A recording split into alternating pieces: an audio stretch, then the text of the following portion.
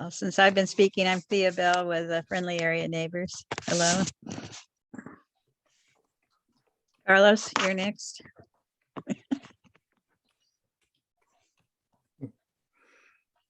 Okay, I'm supposed to introduce myself or what? Please. Well, I'm Carlos Barrera, CERT District Leader for the Southeast Quadrant of the City of Eugene.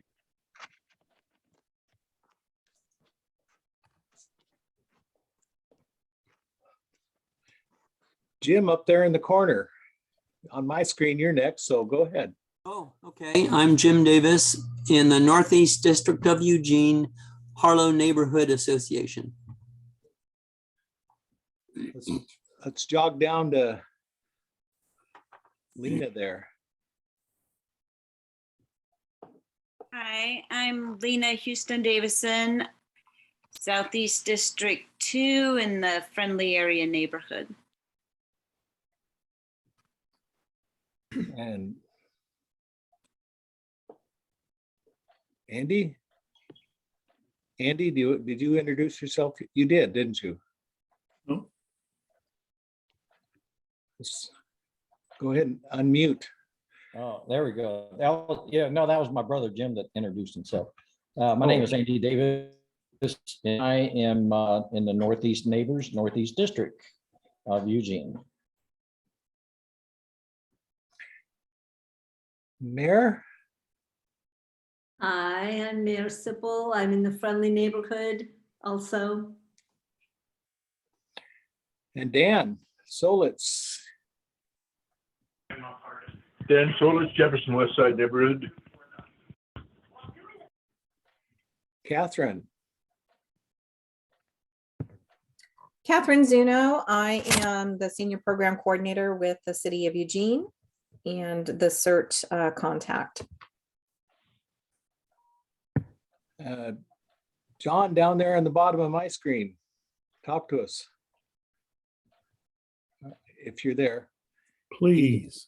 There he is. John Q here. I'm with Southeast Neighbors. He's a journalist too that records and distributes a lot of our information. And did Dave already introduce himself? Mhm. This is Dave Regnier. I'm with the South University neighborhood. Patience introduced herself in the chat, but you want to speak? I think I know almost everybody here, but for the new faces in the room, I'm Patience Winningham. I'm the Lane County Emergency Manager, but my former role was what Catherine does for CERT now. So I look forward to hearing the conversation this evening. Don, did you tell us who you are? I don't know. Yeah, I'm Don Matheny, Southeast Neighbors, ENPN, and a whole bunch of other CERT stuff and other things. And I'm Randy Prince, the co-coordinator with Don of ENPN, the Eugene Neighbors Preparedness Network. And I live in the Amazon neighborhood between just north of the Southeast Neighbors and close to campus. I guess, should I introduce our speaker right now, Linda? Yeah, that sounds like a good idea. All right, why not? Go ahead and get started. Well, Linda Kessner is here representing the Emergency Volunteer Corps of Nahalem Bay. I hope I got those initials right. You did? Okay, we stumbled across this wonderful website. I said, this is just what we're dreaming we might be able to do here in Eugene Springfield. It's a citizen-led effort that knows there's no way regular emergency providers can do everything, and we've got to be prepared and organize the neighbors. And they have, since 2008, instituted a number of programs, modified some. They've taken the Map Your Neighborhood program, had some experience with it, and they're now branding it to Prepare Your Neighborhood. They've got some medical people together and a variety of other things that Linda's going to tell us about. Linda is one of two Linda's in the organization. The other founded it. She's the community preparedness director. And that is an interesting point that I noticed. Like with Luann Johnson, who developed the Map Your Neighborhood program, I think that people in the field of emergency and disaster response sometimes is a little too heavily weighted towards the guys. And this coalition out there in Nahalem Bay is obviously not just a bunch of guys. And there's a perspective there that comes with representing everybody in our response organization. So I think that's really important to see that in action. She's going to tell us a bit about the demographics there and what they've done. It is up there above Tillamook, below Astoria. Are the people the same as Eugene and Springfield people that we work with? I don't know. Obviously, smaller communities. It's hard to point to a giant fire station that's going to rescue everybody. And most of all, there is a giant ocean that obviously reminds you every day that when the big quake comes, there could be a big tsunami. So we really hope that you can get some ideas flowing here tonight. And with that, I'll just let you take over. Thank you, Randy. I'm going to pull up my presentation. Let me know if you can see it okay. Perfect. Great. All right. My husband and I moved to Manzanita in 2015 full time.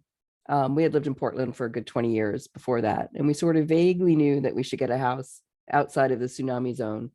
But honestly, we had no prior experience or even thoughts of emergency preparedness before then. And then a tornado ripped through Manzanita in 2016, of all things. This is a picture of some of the damage on our main thoroughfare in our little village of Manzanita. Sadly, the only commercial building that was damaged was our wine bar. But we got off lucky. And I was really inspired to get involved with EVCNB after I witnessed the amazing response of regular citizens to the tornado event. And now I admit to being a preparedness geek. I've done many things with the organization. And as Randy says, I'm currently the director of the Community Preparedness Division. Today, we'll talk briefly about how the EVCNB started and its early initiatives, how we work today, our audience, and the evolution of the Prepare Your Neighborhood program. Plenty of time for questions at the end, but if you have something as we go along, please use the raise hand feature. That's if you're on a computer along the bottom, there are reactions and there's a raise hand there. On tablets, I think it's at the top. Anyway, just to get this technicalities out of the way, this is our mission and vision statements. We are a nonprofit, non-governmental organization, fully staffed by volunteers. We're dedicated to creating a culture of emergency preparedness. And our vision is that everyone in the Nahalem Bay region is prepared and resilient for any emergencies. We started mainly focused on an earthquake and tsunami, but winter storms, wildfires are an increasing concern. So there are lots of things that we are focused on. We did form after that 2007 Great Coastal Gale, that winter storm that had hurricane force winds, lost a lot of trees, landslides that cut off our communities from each other and from anywhere else. Many of us had no electricity for over a week. My next door neighbor who was here at the time likes to tell stories of how the community came together, often starting with quotes like, "We ate like kings," as everyone had to empty out their freezers before all their food went bad.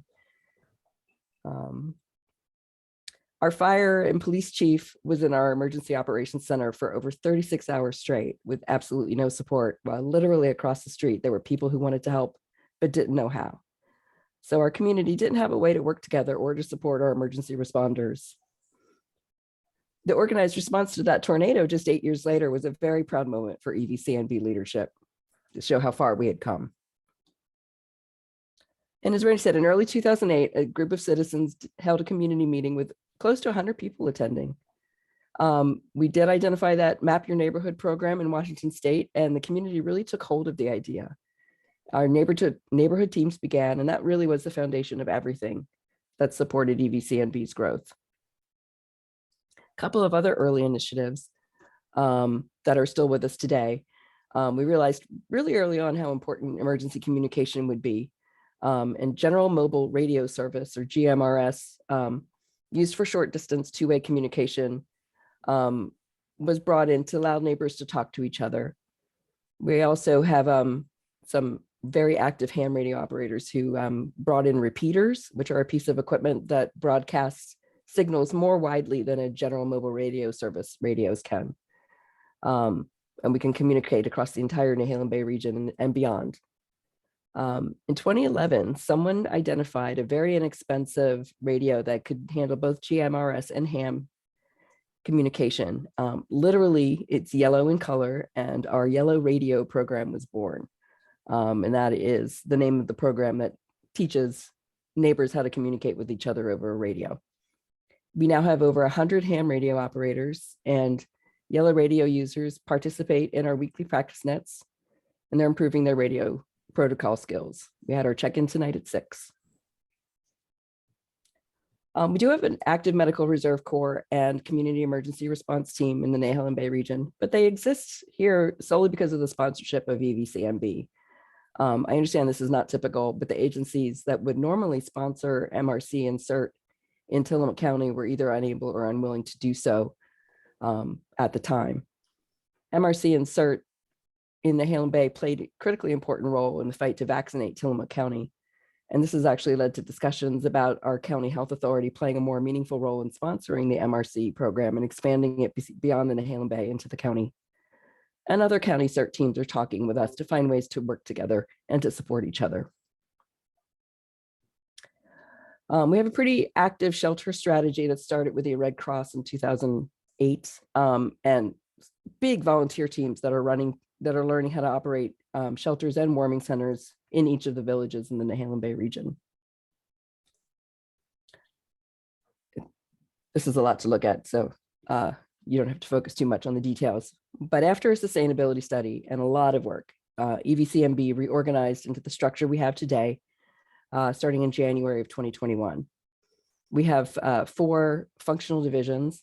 We have a community engagement, which supports, really, it's the internal support structure.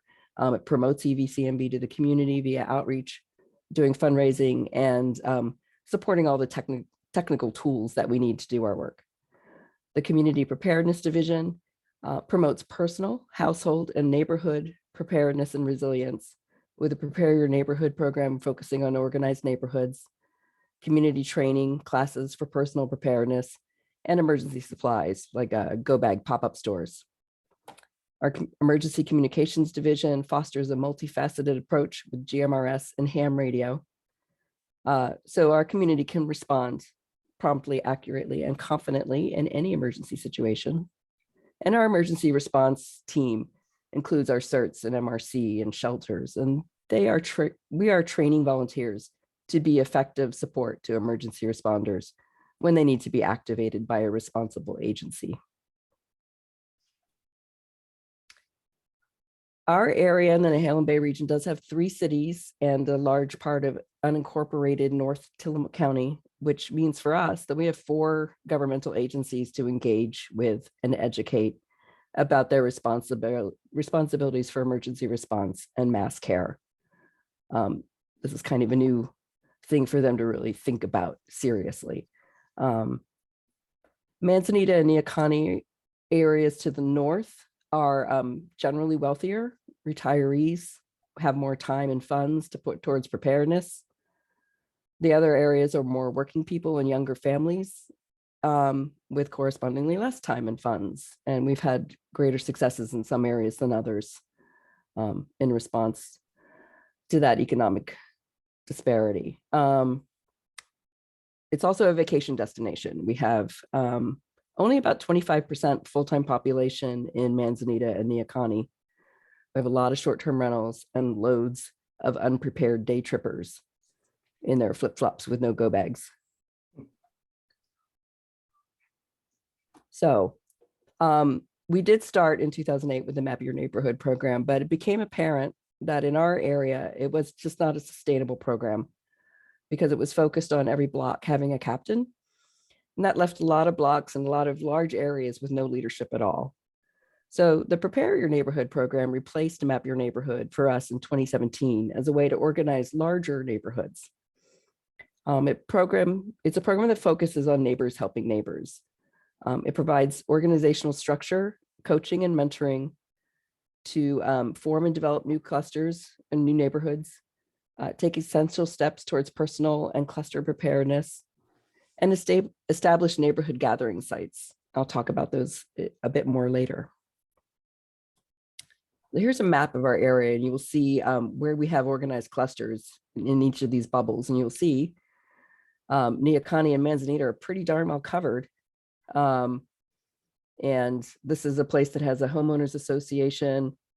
Up here is an area that Great View Homes and retired wealthy people. And then we have a lot of gaps that we really need to focus on. And our priority, which was thwarted a bit by COVID and our inability to be together and in person, is really to focus on these areas in the inundation zone that are underrepresented by any preparedness efforts.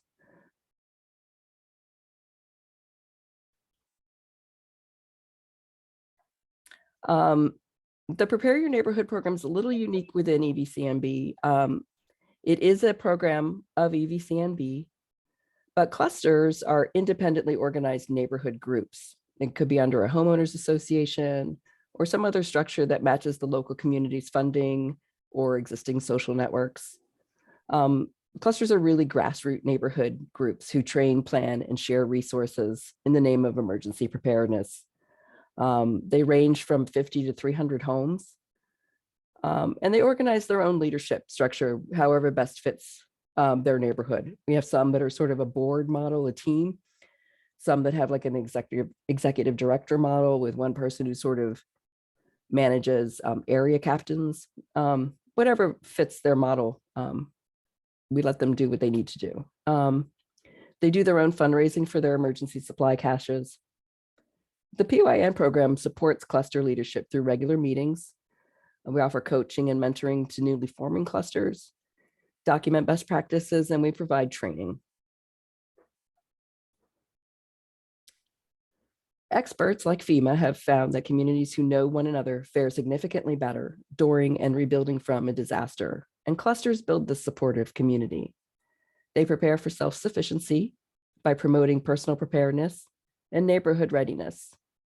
They host skills training, they pool supplies, they allow communities to socialize, apply best practices to their location, and encourage a system of neighborhood response. They provide organization and structure in an emergency by having a neighborhood gathering site and having trained members in the community who understand the equipment in their storage units and how to organize after an emergency. Since 2017, we've had some time and some failures that let us evaluate success factors for us for good clusters that are going to succeed. And that includes leadership that encourages individual and family preparedness, leadership that understands it's a marathon and not a sprint, team effort and commitment. We found, we might have one person who's really committed to the idea, but if the neighborhood isn't on board, it's not going to succeed. So you need to have creative solutions to overcome obstacles like that. But really, it's a sense of cohesiveness that is the greatest success factor. That's back to the neighbors helping neighbors idea. So neighborhood gathering sites are the term that we use as a place that functions to gather and meet with neighbors and share information, identify issues, arrange for communication outside of the neighborhood in the event of an emergency. Many of our clusters have caches with supplies to meet the immediate response needs of each neighborhood group. They generally contain items that will help a neighborhood's initial shelter, water, hygiene, and first aid needs. There are also organizational and communication tools to structure the response gather information on the status of each resident, and to communicate messages and information. Many clusters conduct drills at their neighborhood gathering site, and these allow the neighborhood to, well, A, remember where it is, practice walking to it, and practice using the equipment in the cache.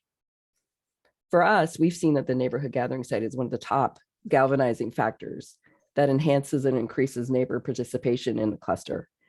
Somehow seeing the stuff and makes it more real, and having a place to practice and socialize builds those community bonds. One of our recent initiatives is to encourage water storage, both at home and at the neighborhood gathering site. And many have barrels like this behind their storage units. This is an example of one unit stocked with basic first aid supplies, shelter, sanitation, hygiene, water supplies, tools, communication supplies. We have canopies and cots and tables and chairs and all the things that would help us organize and have that mutual support if there was an emergency. The PYM program recently received a grant which allows us to build and distribute leadership supplies to each cluster. We understand that having a job at assembly areas or neighborhood gathering sites helps to reduce stress and chaos during an emergency. And we've built for each cluster these 5 leadership packets with supplies that a role would need, vests that identify what their role is, and most importantly, task cards that outline the responsibilities and actions needed to get their stations up and running. We can't expect that trained people are going to be at every location, and the task cards and organizational materials will really help any neighbor do the work that's needed. We also have packets for water, sanitation, and hygiene, shelter, radio, and first aid leads. We feel like those are the 5 key roles that need to be in place at any gathering site. This is a bit of a card that's in the Open This First box that is on top of those leadership packets. And it's a way to help the people that have gathered initially kind of figure out what needs to happen first. How do I get started? Where do I go? What do I do? Who needs to be involved? And it's a brief 2-sided card that explains what's needed to get going. And this is one of the leadership cards. Each of the 5 leadership packets has a task card that shows, they all show the responsible person, the objectives, and the specific tasks that they need to get the response stations up and running. And we have our task cards on our website. I just put the link in the chat. We're reviewing these all the time. We're changing them as we do drills, and we refine and we learn, and we love getting input from other people. So please share if you have any ideas for us to grow and learn.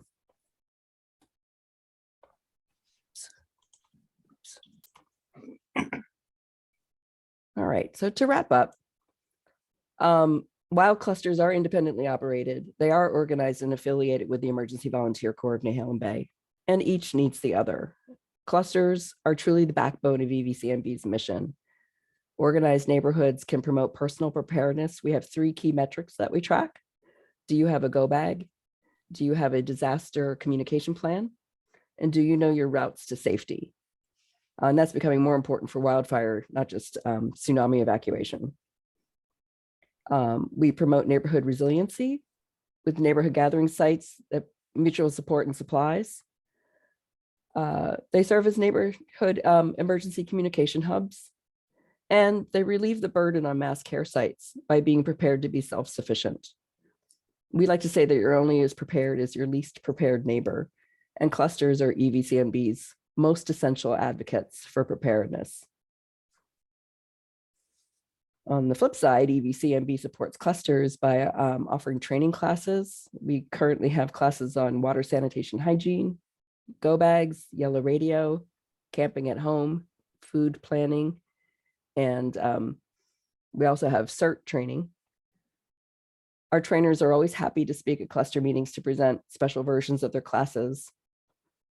Practice drills are important, like putting on your go bag and walking to your gathering site and practicing how to use the equipment in your storage unit.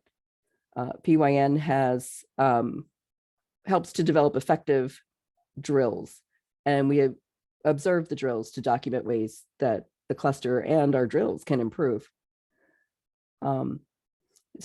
We have a robust emergency communication network structure that utilizes both the GMRS and HAM. And the PYN program works to train communication leaders who will play a key role at their neighborhood gathering site. We have lots of technical expertise to evaluate best practices and find the best products for stashes. Support is crucial. Cluster leaders meet regularly to share their successes and their struggles. That mutual support strengthens all of the clusters across the region. EVCMB also coordinates memorandum of agreement negotiations with local agencies on the behalf of a cluster. We've had several who have needed to store their emergency caches on public property. And so we were their representatives in creating those memorandums. And finally, we're always pursuing grant opportunities to help our clusters obtain crucial supplies and equipment for their emergency stashes.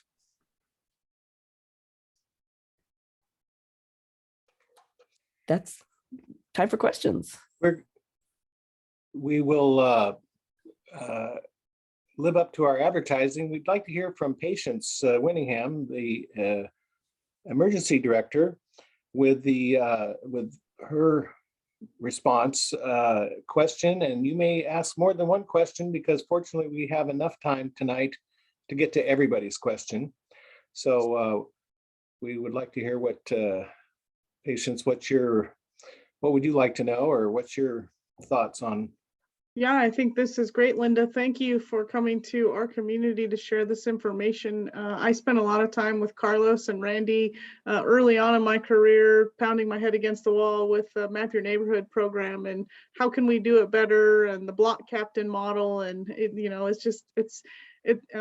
hit the nail on the head. It's really hard for us to find people to be leaders for each of those blocks. And I really appreciate your calling that out of, was it 300, I think was the number you threw out there, 300 home clusters. And I'm just interested in learning more about how you went about identifying those and then finding those leaders, because that was something we also struggled with when I was responsible for the metro area. I don't know if Catherine's got some key tips that she's learned over the course of time since I've stepped away, of how do we get more vested interest.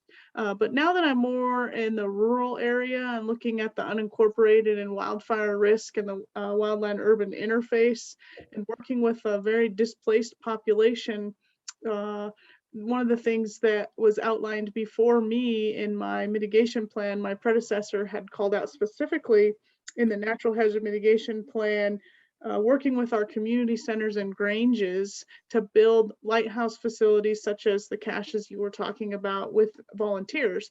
So that's kind of where I've been focusing some of my time and effort. But where I come up short is the training, the equipment, the grant money, and I'm one person. However, I want to make it happen in our rural areas, because the last thing we want them to do in a Cascadia scenario is come to the urban area looking for the same resources and assistance when they could very well stay in their own community and take care of themselves. Some fire districts are extremely interested in this model and willing to support to some degree, but how do I keep it moving forward and self-sufficient? So this all volunteer model of finding those leaders and the folks that want to keep moving it forward, I'm a firm proponent of, and I see my role of connecting the dots with training and money. So I'm interested in learning more about the dollars and the grant funding streams that you were able to seek. And then finally, I guess the other thing is you'd mentioned the quarterly trainings and at the sites. So yep, if you give them toys to play with, they're going to come play with the toys. And I think Dawn would contest to that as well. And Andy, you get them radios and they're going to do it. They're going to show up and they're going to play. And I know that Eugene is working on caches, and eWeb is doing water supply distribution points and trying to build that up for the urban area. But how do we do that for the very rural? Lane County runs from sea to summit. So we do have oceanfront property and we do have Cascades, and we have had a very large wildfire in our community and have learned from it. And just-in-time training really helped that community meet the needs in their worst day, in that we were able to give them CERT training. They had prepared people that were able to step up and be a recovery center for their community, which also provided medical and volunteer resources. And they just were already connected to me in the emergency operations center and said, we need a refrigerator truck, we need a freezer truck, we need hot meals, we need water, we need X and Y. And I'm like, yep, it's on its way, right? Who's going to be the point of contact? And I'll get it to you. And that's the model that we should follow going forward. So I'll stop talking and let you go from there. Any comments, Linda? Or Well, the rural area is a tougher nut to crack, and it's hard because it almost, in our area, we have these small pockets that are really not that much bigger than the Map Your Neighborhood program would have been. So it is a struggle to find that person or people who are passionate about the idea of getting a neighborhood ready. And for good or ill, the current climate status with wildfire danger has helped somewhat to raise the level of people going, oh gosh, I really need to start thinking about this. Keeping that momentum's difficult. I'll be honest. There's like an event, people go, oh, and then like 9 months later, where are they? So like I said, we've had greater success in the more populated areas where people have the time and the funds, and it's really a harder nut to crack, and something that we're really struggling with, to be honest, because COVID's kind of put a wall up for 2 years, and we're kind of like reawakening and saying, okay, now how do we get this moving again? How do we get that ball rolling again? And we were successful with our local PUD for one of our earlier grant initiatives. They're very, the utility companies are often very into emergency preparedness and have good grant programs. And we were able to fund, we call them NEST kits, Neighborhood Emergency Supply and Tools. So they're little like 6 or 7 bins full of like that leadership information, some basic first aid supplies, tarps, and basic equipment like that. And we were able to put those out into 4 neighborhoods that were on the edge of struggling, and that seemed to really move them forward in a very positive way. So I'm not sure we'd be as successful as we were today without having that early grant success, to be honest. So I feel like that was really super important. I've got one good question waiting in chat. Before we go that, I just wanted to ask Catherine, from the city of Eugene, do you have anything that is a burning question that that you wanted to respond to? Not really a burning question or anything. I think that it sounds like a really well-developed program. I agree with patients that we are really all trying to develop and to reinvigorate our CERT. In our area, in the city of Springfield, we have a combined, Springfield and Eugene, we have that combined 2 cities, because the only thing that bisects us is I-5. Mm-hmm. And so we have a very strong CERT. However, you know, it kind of languished a bit because we literally couldn't put our CERT volunteers out there during our COVID. And so we are very fast picking up and adding monthly classes and opportunities. And so I am aware that we have a neighborhood grant that's going through, that's being sponsored by Dawn, for putting in something similar to your nest boxes. So that's pretty exciting. We're hoping that, you know, that will kind of kick off in more neighborhoods as well. So I'm very excited to hear about your program. Thanks. Thank you. And we do have a pretty active CERT program that's distinct from the neighborhood program. We're really, in the PYN area, we're really trying to focus on the regular folk who don't have that training and certification that CERT people have, and trying to get them engaged in the idea of their own responsibility to take care of themselves and not rely on government, because in our area, that's going to be a long wait. one of our cities is finally willing to have the conversations about what do we need to do to get ready, but they're going to be a good 25 years before they're even at a basic level for mass care response. So, and then the whole rest of the area has very little to show for it. So we really are trying to get people to take care of themselves and understand why that's important. The question that was raised on the chat there by Thea's, you mentioned the transient population. You're talking mostly about tourists. She says, what's the plan to reach day trippers in flip-flops? And maybe she's also just talking about people who aren't as full-time in the community, since she rents to traveling nurses, and we have students and people coming to town. And if there's more to your question, Thea, you can raise it there. But I think Linda might have some, and so does Patience, about how we reach people who are less full-time rooted.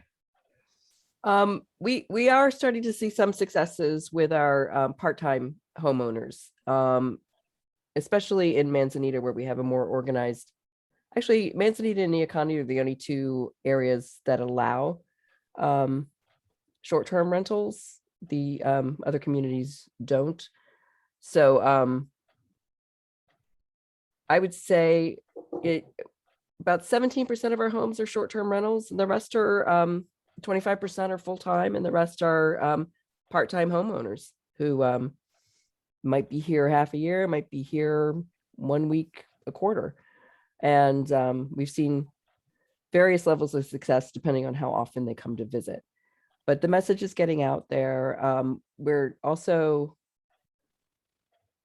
we're a little overwhelmed right now, I have to say, because we're running a very large event in June with the state for a mass care demonstration. But one of our initiatives that we'd like to get back on is working with the TLT funds, the short-term rental taxes that come in to promote tourism, and trying to come up with some way to educate people that if you're coming out for the day, bring a go bag. Don't, Hey, Patience, you put up the yellow hand. You have. Yes, where'd it go?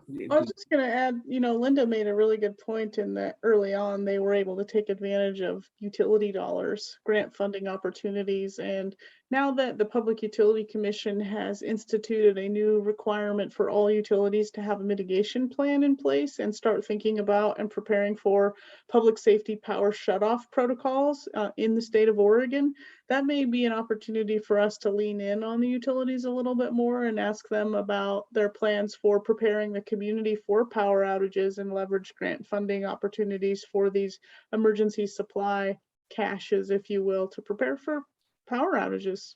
Yeah. Something to consider. Yeah. That was my next question. We and Friendly area were not able to get a grant going this year for the nest catches like Ready Southeast was, but I did a lot of exploration of the type of boxes and materials or whatever, and was curious what your first four were like. Were they job boxes, metal, plastic, resin? We got they're plastic, weatherproof. They have a seal and lots of catches to try to. They're really pretty good, weather resistant. But we wanted them to be lightweight and easy for older women to move around. Yes, like me.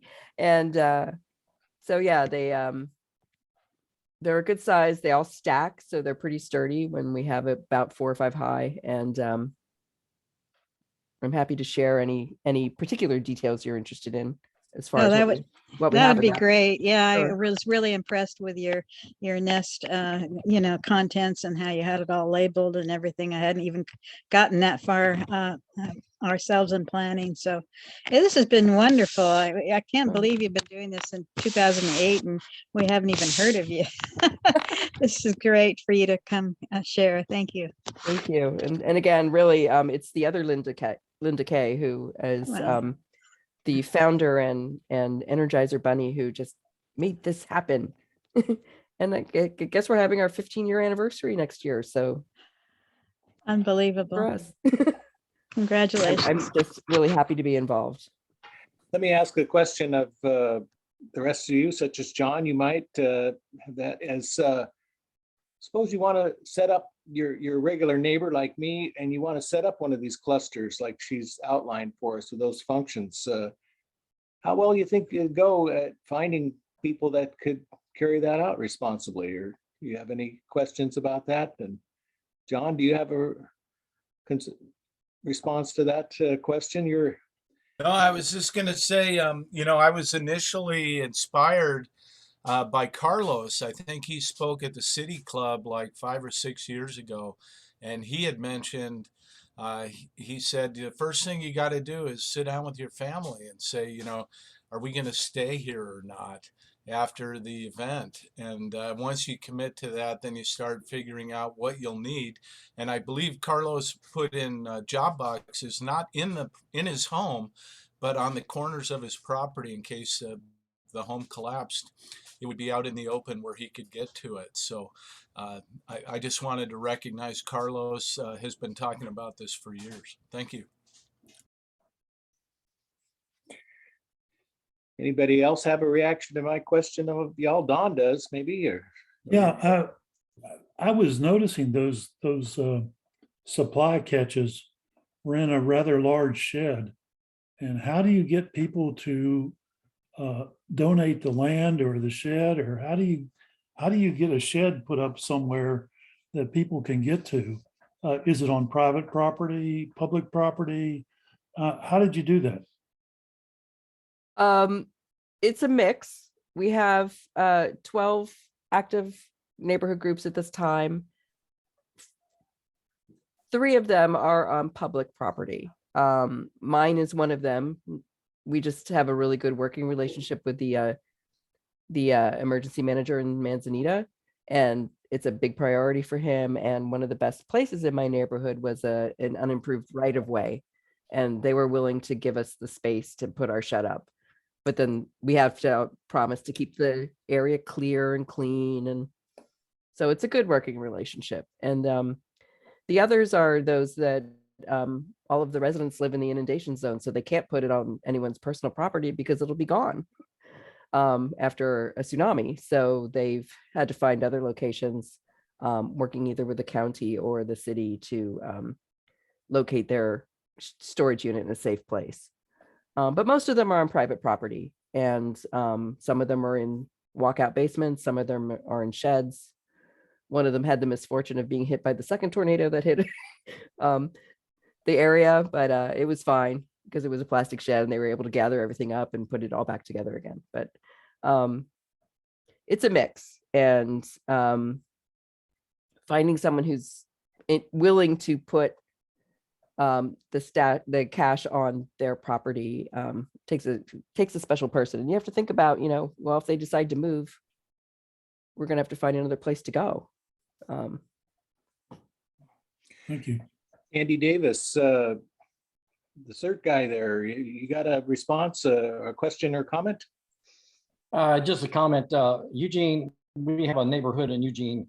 It's called Quail Run Housing Association, and they have their group is in clusters. They have 117 homes in that association. It's a gated community, and they have 3 clusters, and they have 2 CERTs assigned to each cluster, and each cluster has like a block captain, so to speak, and then they have their president is in their clubhouse, and they've got they just recently got a generator for the clubhouse, and they have a transportation team and a medical team just for that little area, little community. So and it was all started by CERTs that lived there. So very impressive.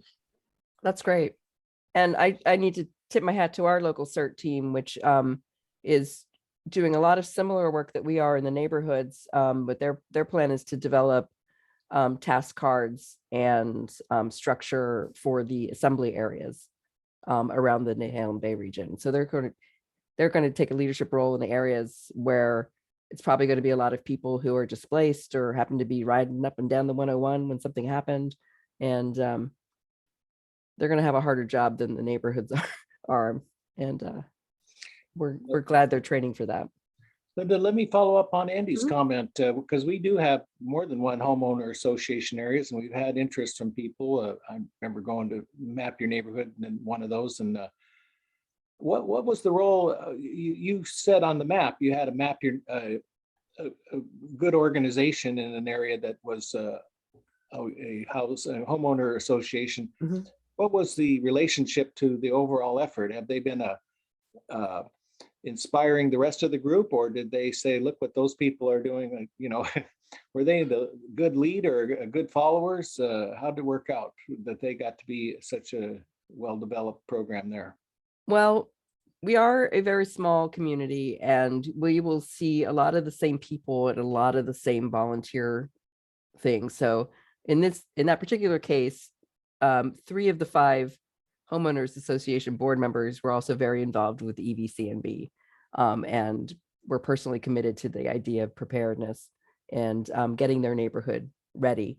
And so they were able to convince the homeowners association pretty easily that having a shed in one of the public areas near their tennis courts made sense, and they got a good commitment of funds every year to stock the shed.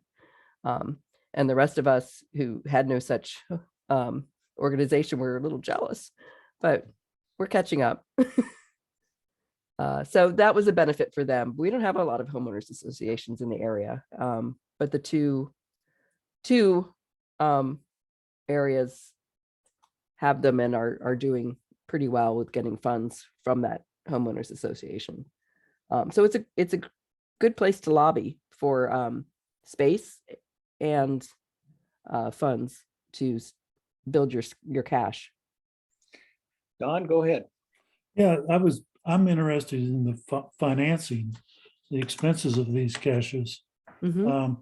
It sounds like you get some public money from grants, and you also get some money from private.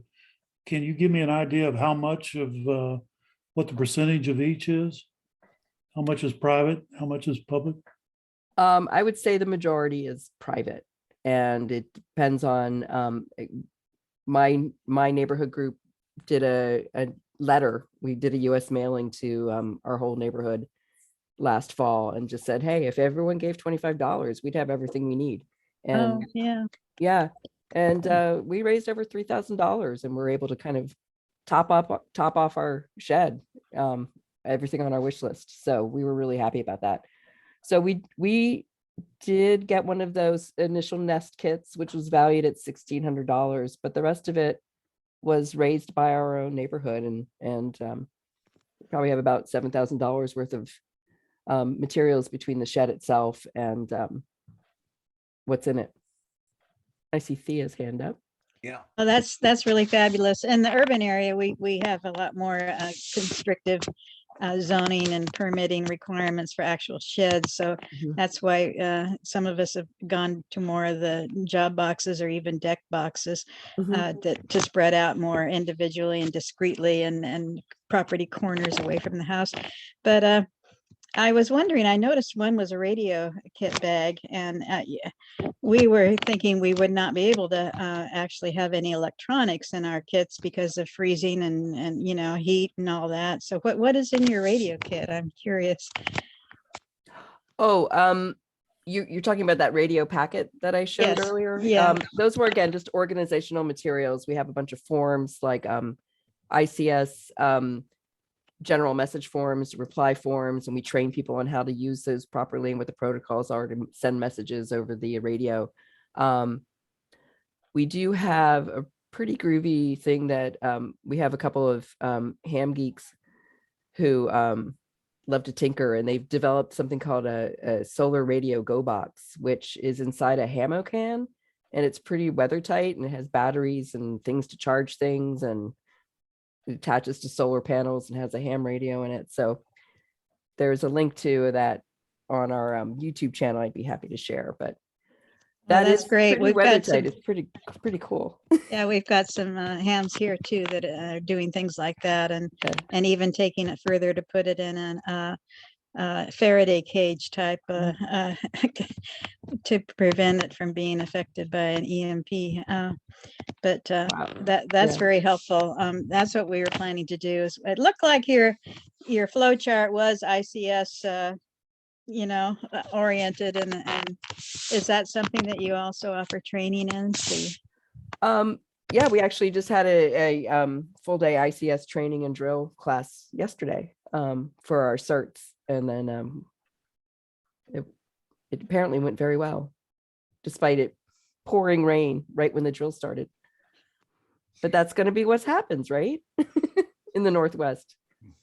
Yeah. Before we go on to questions or more questions, we did put on the agenda announcements. And Linda, after we hear from everybody I'd like to hear more about what your drills specifically entail for neighbors when they participate, and what it's like to go on one.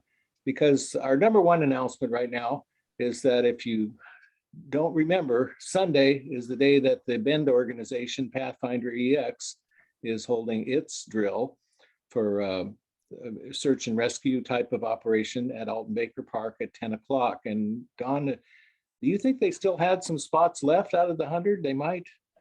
They do have spots, and the registration was closed briefly because of a mistake.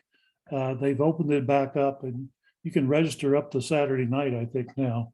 But we have like at least 30 slots open out of the 100. So if you want to do that, please sign up and join us Saturday or Sunday. I'll be there too. And I believe we have a link on our Facebook group, ENPN group, and otherwise it was a little hard to Google it and find their website, but you should be able to find one on our Facebook group or send an email. But that is Sunday morning, 10 o'clock to 3, a lunch included, Alton Baker Park. Are there any other upcoming events that anyone would like the rest of the audience here to know about? I think Harlow Neighbors has one that Eugene ENPN is hoping to join with. Jim, do you want to talk about that? Or Andy? The only thing I'm aware of is the Harlow it's a celebration June 18th. Jim, your sound cut out. You're not muted, but we can't hear you. Your microphone maybe became unplugged or something. Is that any better? Not much. Maybe I can jump in, Jim. Yeah. Is that better? Yeah. Yeah, June 18th, Harlow neighborhood is having their block party. And we, the CERT, Eugene Springfield CERT will have a outreach tent that will pass out some preparedness material. And then the Eugene Emergency Communication Network will have a tent also to meet and greet the folks that come by. Jim is the Harlow neighborhood net control for the ENPN, Eugene ENPN. So he will be staffing that, able to by then, along with some other hands. Linda, we were working in that neighborhood as well, and found it very difficult, like you did. So this year, the Eugene Springfield CERT program, we've started a new initiative. Basically, we're asking that all the CERTs in Eugene, where they live, to develop citizen core, people that live on their street, a damage assessment team. So hopefully that the CERT would be the radio team leader, and then the civilian neighbors would be the damage assessment team that would go out as pair and assess, do a windshield survey, so to speak, of their neighborhood that they live in, and pass that information to the radio team leader.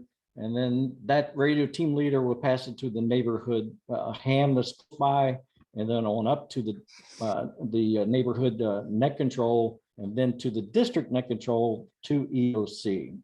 Yeah, So we that's have the a program model like that we're- that faded, unfortunately, called preliminary safety assessment. And so I could hook you up with some people if you're Awesome, We have- awesome. yeah. We just It's a we great just thought idea. we just thought we would make more money going this way, or make more hay, or whatever you want to say, than trying to do the map your neighborhood. I know a few communities that did buy into the map your neighborhood, but there's not that many. And like you said, COVID came up and put a wall up. So that really kind of killed that thing. So it's, I look at certain kind of like special forces. You're embedded into the neighborhood. So generate some damage assessment teams, and the district search leaders will assist the search in their district to train these folks, keep them safe. So that's the way we're going. And so we've developed where we are having training at different locations, even in the community, for damage assessment teams. I just had a training this last Saturday with civilians that went through, we trained what the responsibility of a damage assessment team member, and what they're going to be doing, why are they there. And then we just had some radio exercises, but that's kind of what we're trying to do now. So we've got the Harlow neighborhood coming up, and then also June 18th, eWeb, I think, is going to put on a demonstration with one of their emergency wells at Lane County Event Center. So that'd be an opportunity to share the community with CERTS and ENCOM. And then we have some exercises coming up in August, September, and October this year that we're preparing for. And I'll wrap up the announcements section with a reminder that every third Thursday we hold one of these forums. And I believe in June, it is June 15th. We have not, ENPN, being we, have not picked a topic. So feel free to email us or to send a Facebook message with your suggestions for our next meeting. And so let's go back now to the general discussion. Maybe you want to comment on my curiosity about just what it's like to be on one of your drills. Sure. And Carlos has his hand up patiently for a very long time. So up there, though. Yes, Carlos. Real quick, it reminds me that we started off by having neighborhood meetings where we would talk about some emergency preparedness topic. And what we found to be more successful recently is to be a little bit more sneaky about it, and to focus more on the social aspect of getting to know your neighbors, and maybe having an adult beverage or coffee or something, and then kind of sliding in the exercise or the training as part of the meeting. And that's brought in a lot more people and a lot more activity. So let's go to Carlos, and then I can go back to the drills. Yeah. Let's see, am I muted or unmuted? Nope, I hear you. Okay, I have several questions for you. One, I was hearing about your caches and sheds. I'm wondering about the security of those caches and the buildings they're in. People interested in stealing things can be very creative about breaking into places. I've been advocating for steel shipping containers with locks designed that they can't very easily be cut off. But I was wondering, one of the things I was concerned about was what if you have made any provisions for major medical issues.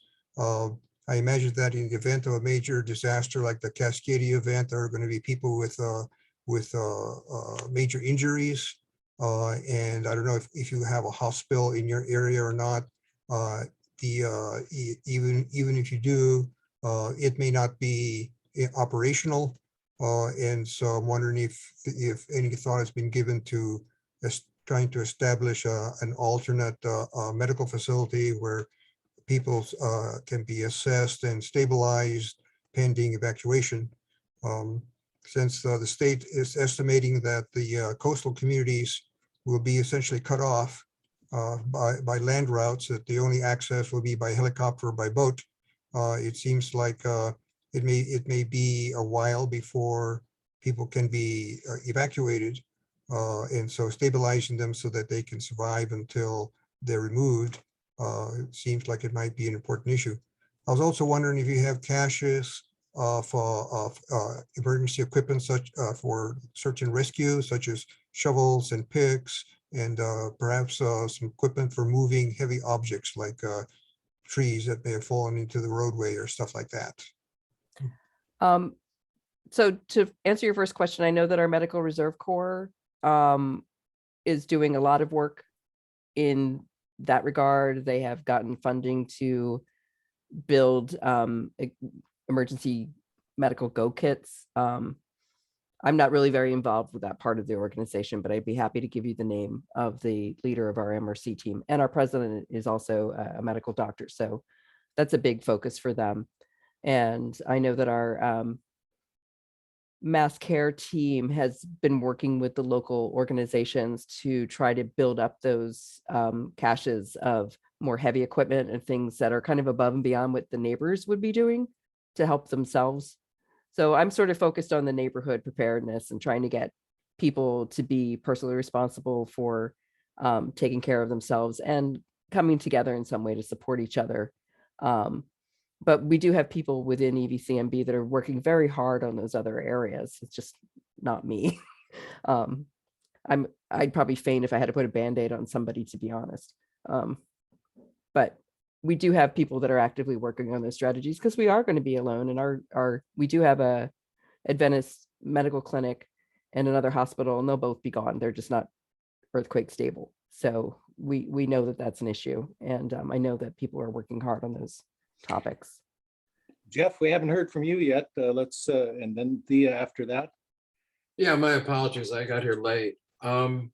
So maybe it's already been discussed. What I've heard is very interesting.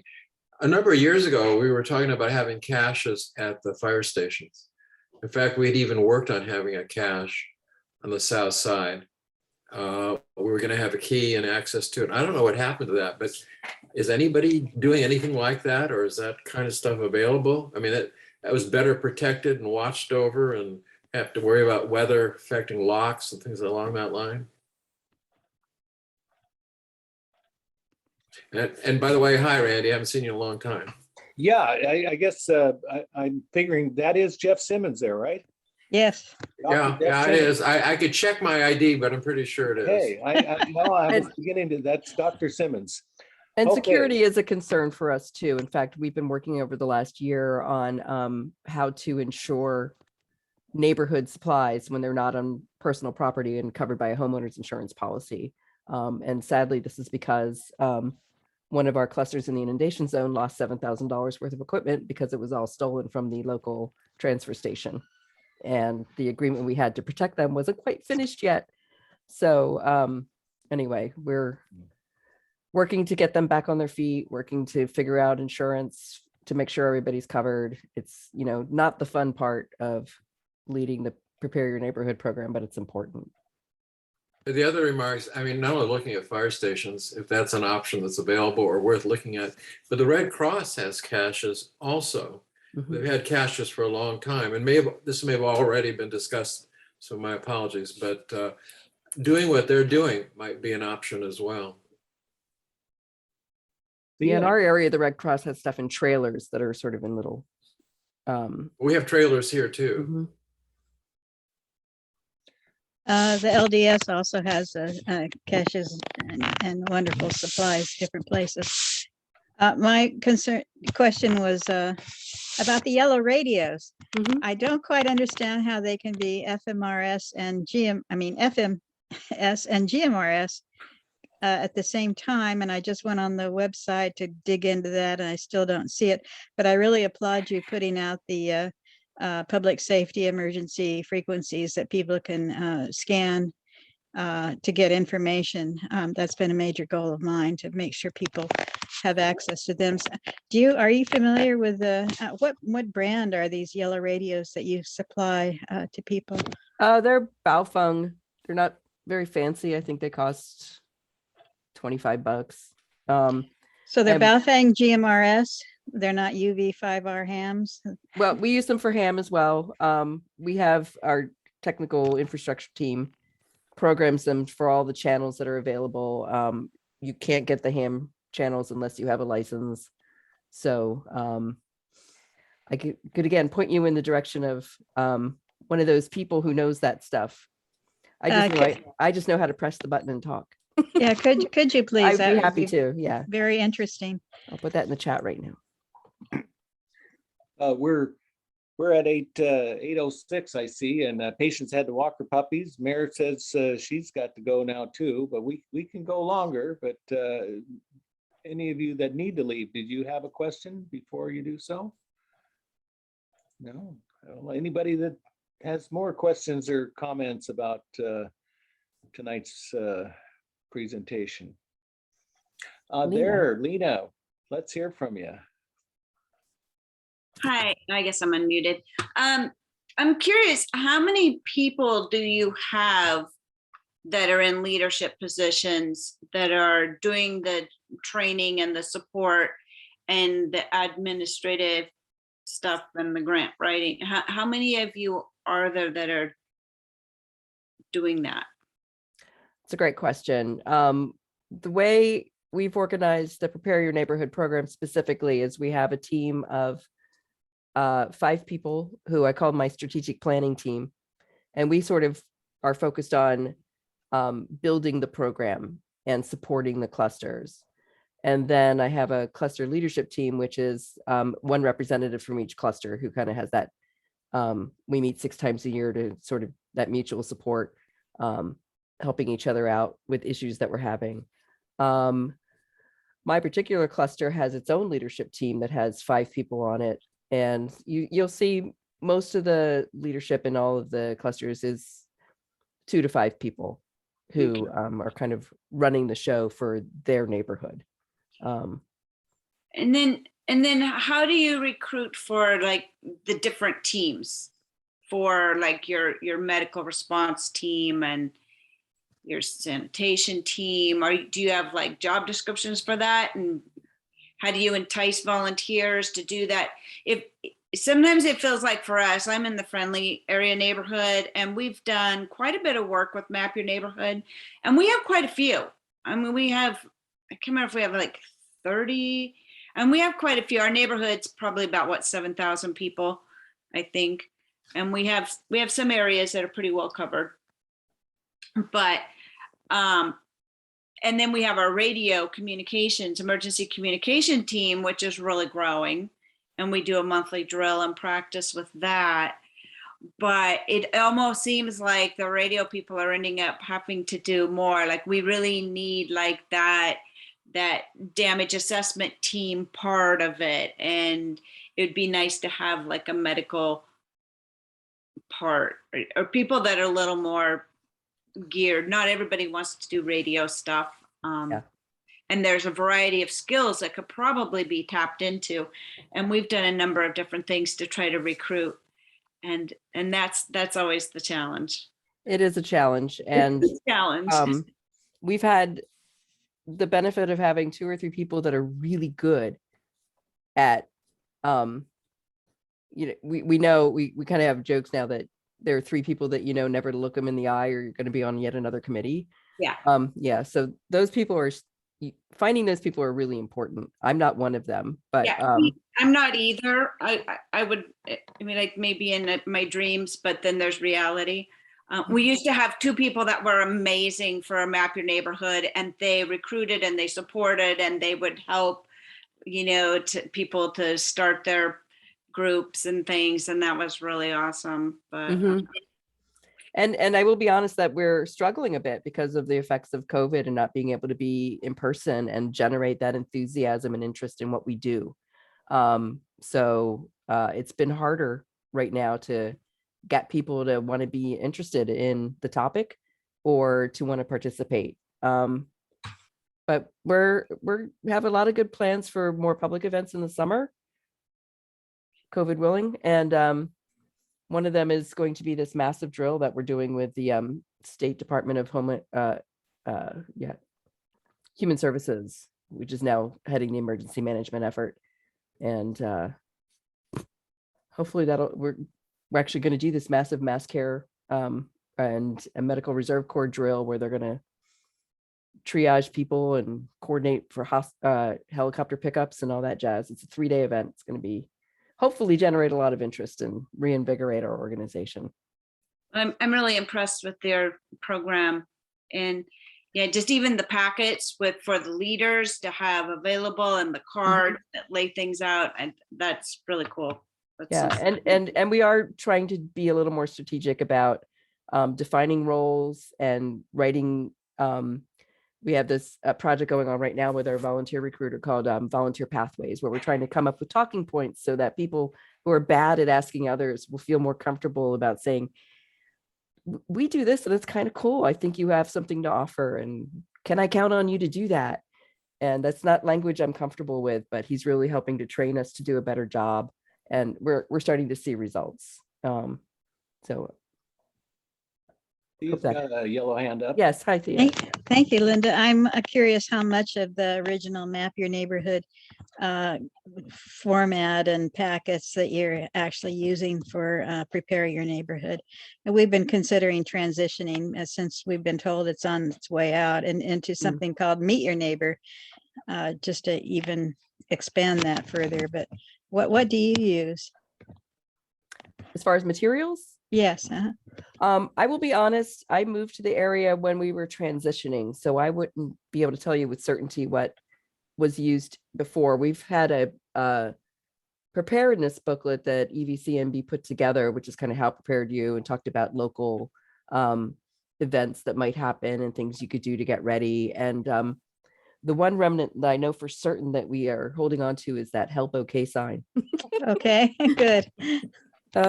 That's very helpful to know. Pulling the Band-Aids to it and yeah, putting the it in a good Band-Aids. place, right? Yeah, so that for sure is a keeper.